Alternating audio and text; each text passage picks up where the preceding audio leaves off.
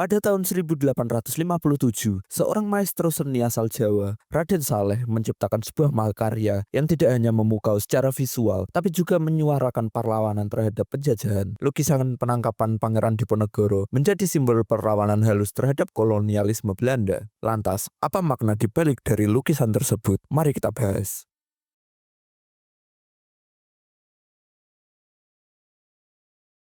Untuk memahami betapa pentingnya lukisan ini, kita harus kembali ke awal abad ke-19. Saat tanah Jawa bergejolak, seorang bangsawan keraton Yogyakarta, Pangeran Diponegoro, murka terhadap kebijakan pemerintah kolonial Hindia Belanda. Tanah-tanah leluhur dirampas, pajak mencekik rakyat, dan budaya Jawa diinjak-injak. Maka, pecahlah Perang Jawa tahun 1825 hingga 1830. Perang ini bukan sekedar pemberontakan, ia adalah ledakan besar dari kemarahan rakyat terhadap penindasan yang terus-menerus. Pangeran Diponegoro memimpin perlawanan dengan karisma spiritual, menyatukan santri, bangsawan, dan rakyat jelata. 5 tahun lamanya, Jawa menjadi ladang pertempuran berdarah, ribuan nyawa melayang. Namun pada akhirnya, dengan tipu daya, Belanda berhasil menjebak sang pangeran. Tanggal 28 Maret 1830, di Magelang, Jenderal Diko berpura-pura mengadakan perundingan. Diponegoro datang, percaya akan kehormatan perjanjian, tapi di sanalah ia ditangkap. Sebuah pengkhianatan yang membekas dalam ingatan bangsa.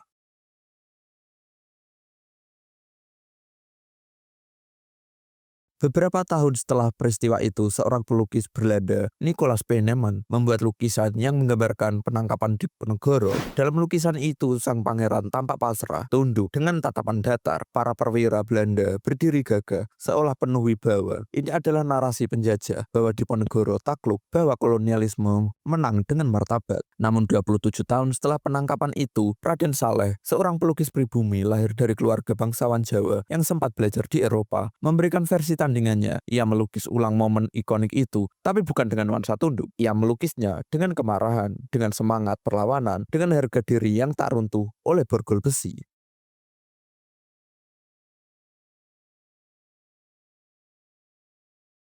Mari kita lihat lebih dekat lukisan Raden Saleh. Di tengah komposisi, Diponegoro berdiri tegak, kanannya terkepal, wajahnya menatap marah ke arah Diko. Dia tidak ditundukkan, dia menolak, dia bukan korban, dia adalah simbol keteguhan. Bandingkan dengan posisi Jenderal Diko, ia berdiri lebih rendah dari Diponegoro, tangannya terangkat, seolah berusaha menjelaskan sesuatu. Dalam budaya Jawa, posisi tubuh adalah simbol hierarki. Dengan menempatkan Diponegoro lebih tinggi, Raden Saleh sedang membalikan struktur kekuasaan. Para tentara Belanda digambarkan dengan ekspresi wajah keras, bahkan nyaris menyerupai raksasa dalam pewayangan Jawa.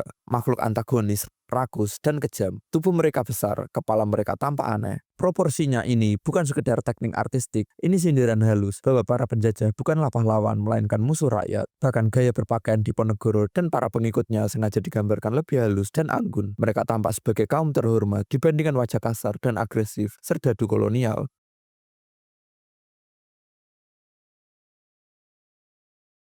Lukisan ini selesai pada tahun 1857. Saat itu Hindia Belanda masih dalam cengkraman kolonialisme, tapi Raden Saleh dengan kecerdikannya mengirim lukisan ini ke Belanda. Ia mempersembahkannya kepada Raja Willem III. Sebuah langkah berani. Ia tahu tidak bisa menyerang penjajahan secara langsung, tapi ia bisa melawan dengan simbol, dengan bahasa visual yang hanya dimengerti oleh mereka yang cukup cerdas membacanya. Bagi bangsawan Jawa, sindiran dan pesan tersirat adalah cara diplomasi yang halus namun tajam. Raden Saleh menggunakan gaya itu. Ia bersembunyi di balik teknik barat, tapi menanamkan pesan timur. Ia membungkus perlawanan dalam bingkai indah. Dan yang paling ironi, lukisan ini sempat dipajang di istana Belanda. Sebuah simbol perlawanan dipajang di jantung kekuasaan penjajah, tanpa mereka sadari sepenuhnya makna yang dikandungnya.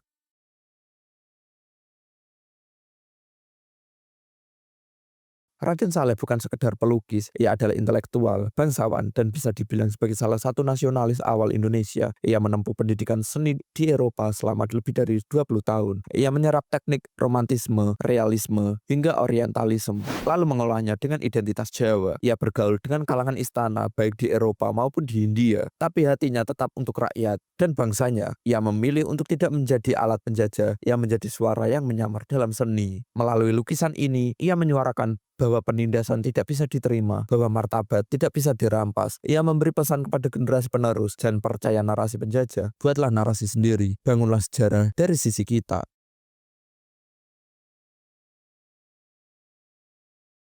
Setelah lebih dari seabad berada di Eropa, akhirnya pada tahun 1978, lukisan ini kembali ke tanah air. Pemerintah Indonesia berhasil membawanya pulang, dan kini lukisan tersebut menghiasi Istana Merdeka di Jakarta. Ia tidak lagi hanya sebuah karya seni, ia adalah monumen sejarah, pengingat bahwa bangsa ini pernah dilawan, pernah ditipu, tapi tidak pernah tunduk. Kini, para pemimpin negara dan tamu-tamu penting dari seluruh dunia dapat melihat lukisan itu saat berkunjung di istana. Tanpa perlu kata-kata, lukisan itu berbicara tentang harga diri bangsa, tentang perlawanan yang elegan, tentang semangat yang tidak pernah mati. Penangkapan Pangeran Diponegoro bukan hanya lukisan, ia adalah pernyataan politik, ia adalah kritik tajam terhadap kolonialisme, ia adalah bentuk seni yang menyamar sebagai diplomasi, tapi lebih dari itu, ia adalah warisan perjuangan. Raden Saleh menunjukkan bahwa perlawanan tidak selalu datang dengan senjata, terkadang perlawanan datang dengan kuas, dengan warna, dengan kanvas, tapi dampaknya tak kalah dahsyat. Ia menggugah jiwa, ia menantang narasi palsu, ia membangkitkan kesadaran. Dan hari ini kita hidup dalam kemerdekaan yang dulu diperjuangkan oleh mereka yang berani melawan. Pangeran Diponegoro dengan perang, Raden Saleh dengan lukisan, keduanya pahlawan,